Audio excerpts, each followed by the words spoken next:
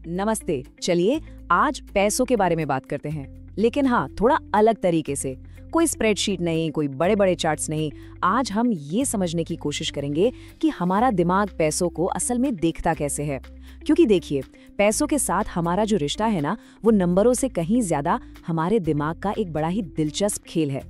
तो यहीं पर एक बहुत बड़ा सवाल उठता है कि भाई, फाइनेंशियल सक्सेस असल में ज्ञान का खेल है या फिर व्यवहार का? क्या ज्यादा जानना जरूरी है या खुद पर काबू रखना? चलिए मिलकर इस दिलचस्प सवाल का जवाब ढूंढते हैं।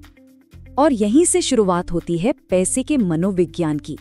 देखिए, ये पूरा आइडिया बस इस एक बात पर टिका है कि पैसों को समझना है तो असल में इंसानी व्यवहार, हमारी भावनाओं और हमारी आदतों को समझना होगा। तो ये वित्तीय मनोविज्ञान है क्या आखिर?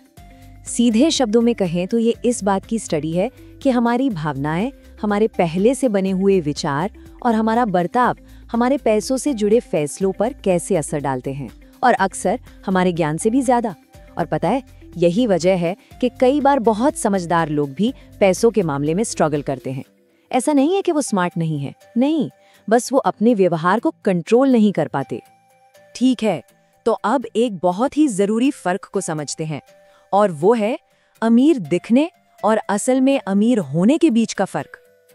अक्सर क्या होता है, हम इन दो चीजों को एक ही मान लेते हैं। देखिए, संपत्ति वो है जो सबको दिखती है, बड़ी कारें, महंगे घर, लग्जरी आइटम, ये वो पैसा है जो खर्च हो चुका है। लेकिन दौलत वो है जो दिखती नहीं, ये वो पैसा है जिसे बचाया गया है, जिसे इन्वेस्ट किया गया है, और असली फाइनेंशियल आजादी वो इसी से मिलती है। तो सवाल ये है कि अगर सिर्फ दिखावा ही सब कुछ नहीं है, तो फिर दौलत का असली मकसद क्या है? आखिर हम पैसा चाहते क्यों हैं? ये क्या से कहीं ज्यादा क्यों का सवाल है, और इसका जवाब यकीन मानिए बहुत गहरा है। पैसे की असली कीमत इस बात में नहीं है कि हम उससे क्या क्या खरीद सकते हैं, नहीं, उसकी असली कीमत इस बात में है कि वो हमें हमारे समय पे कंट्रोल देता है। बात लग्जरी की नहीं, बात आजादी की है। मतलब सीधा सा है, पैसा बराबर स्वतंत्रता, अपने फैसले खुद लेने की ताकत, अपनी जिंदगी को अपनी शर्तों पर जीने की आजादी। दौलत का सबसे बड़ा इनाम यही तो है।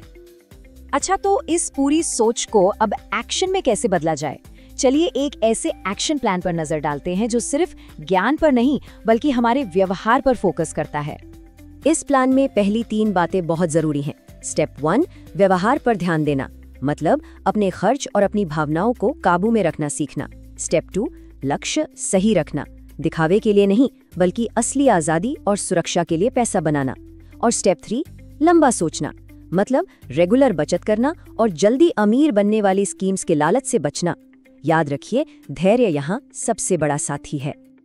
चलिए आगे बढ़ते हैं। स्टेप 4 है रिस्क और किस्मत की भूमिका को समझना, मतलब ये मान लेना कि हर चीज हमारे कंट्रोल में नहीं है।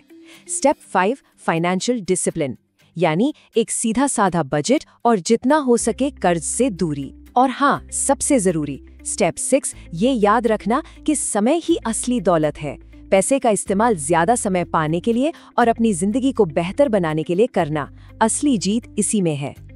तो इस पूरी बातचीत का सार क्या है, निचोड़ क्या है?